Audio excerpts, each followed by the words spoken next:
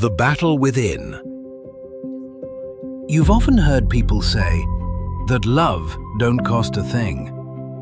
But what if I told you love almost cost a man everything?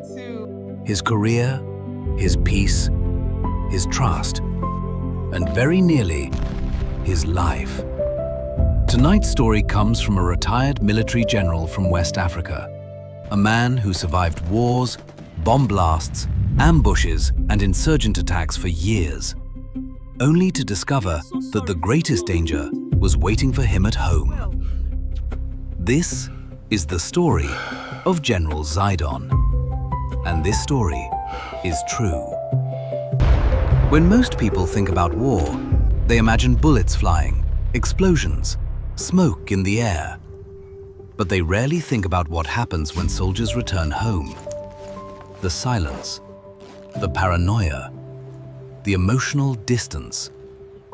General Zidon had spent decades fighting insurgents in one of the most dangerous conflict zones in West Africa. He had led men into combat, buried friends, survived attacks that should have killed him many times over. And through all of it, there was one strange object he believed had kept him alive. A belt. Not a golden belt, not some military-issued equipment. Just an old, worn belt given to him by a woman in a crowded marketplace years earlier. And according to her, that belt carried protection. General Zidon says it happened on a very hot afternoon in the large weekly market at the center of town. He had just returned from a military operation and stopped there to pick some items before heading back to base. That's when he noticed an elderly woman staring at him. Not casually, intensely. She walked up slowly, carrying the belt in her hands, and she said, "You are a man surrounded by death, but your time has not yet come." General Zidon felt uneasy, but let out a little smile.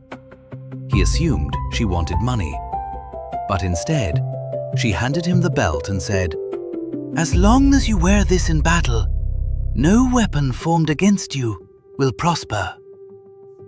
Now listen. General Zidon was a trained military officer, educated, tactical, rational. He did not believe in charms or superstition. But something about that woman disturbed him. So he kept the belt.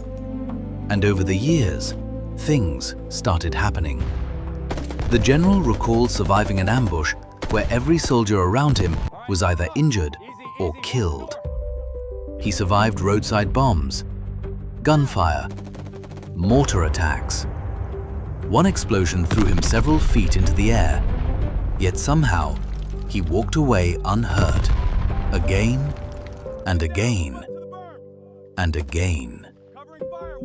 Eventually, he stopped dismissing the coincidence. He began to believe the belt was protecting him, not because he was weak, not because he was foolish, but because after seeing death enough times, the human mind starts searching for explanations, and the belt became his explanation, his comfort, his shield. But then, he made one mistake. He told someone. General Zidon loved his wife deeply, and she faithfully loved him too. At least, he thought she did. He says she stood by him during difficult deployments, prayed for him, waited for him, and after years of surviving war, he trusted her completely. So one evening at home, he showed her the belt. He explained everything, where he got it, what the woman said, how he believed it had saved his life countless times. His wife listened carefully, quietly, maybe too quietly. 3 days later, General Zidon returned to the battlefield, and somewhere near the front line, he reached into his military bag. The belt was gone. At first, he thought he misplaced it. He searched everywhere. Nothing. But by then, it was too late. Orders had already come in. An operation was underway. There was no turning back. For the first time in years, General Zidon went into battle without the belt. Move up, move up! And that day, everything went wrong. Keep pace with the vehicle. His convoy was ambushed. Heavy gunfire erupted from both sides. Then came explosions. The general says bullets ripped through vehicles within seconds. Men were screaming. Communication lines failed. And then, he was hit. Once. Twice. Again. Shrapnel tore into his body. Blood everywhere. The last thing he remembers before blacking out was lying on the ground thinking, "This is how I die." But somehow, he survived. Rescue forces recovered him hours later. Doctors operated repeatedly to save his life. Months of recovery followed. Pain, rehabilitation, trauma. And during those lonely nights in the hospital, one question haunted him. Where did the belt go? Then he returned home, and what he found shattered him more than the bullets ever did. His house had been emptied, furniture gone, personal belongings missing. Neighbors stared at him like they had seen a ghost. That's when one of them finally spoke. "We heard you died in battle." According to the neighbors, his wife had announced his death shortly after he left for deployment. She packed his possessions, took valuables, and disappeared. Just like that. No goodbye, no explanation. Gone.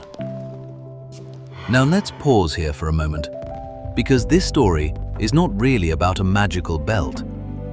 It's about trust, about vulnerability, about how even the strongest people can become defenseless in the hands of someone they love. General Zidon faced armed insurgents for years, but emotional betrayal, that almost destroyed him completely. He told me something I will never forget. He said, "In war, at least you know who the enemy is." Today, General Zidon lives alone, retired, older. His body still carries scars from the attack that nearly killed him. And strangely enough, he never found the belt again. Maybe it was stolen, maybe lost, or maybe it never had power at all. Maybe the real power was belief, confidence, faith. Sometimes the human mind creates symbols to survive unbearable realities. But one thing is certain: the wounds left by betrayal often last longer than physical injuries. Love can heal people. Love can build families. Love can save lives. But in the wrong hands, love can become the most dangerous weapon of all. And maybe that's why stories like General Zidon's stay with us. Because deep down, we all fear giving our hearts to someone who may not protect it. Share this episode with someone who needs to hear it. And remember, sometimes survival is not about escaping death. Sometimes it's about surviving betrayal. If you enjoyed this true account from Narrated Human Nature channel, please like and subscribe for more videos.